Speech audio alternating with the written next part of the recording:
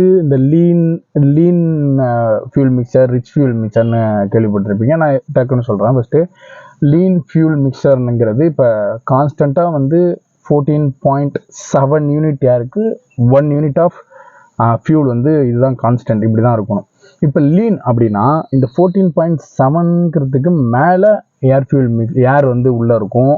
இந்த ஃபியூலுங்கிறது கம்மியாக தான் இருக்கும். அதாவது 14.7 மேலே இந்த ஏர் இருக்கும், ஃபியூல் கம்மியாக இருக்கும். இதுக்கு பேர் லீன்னு சொல்லுவாங்க.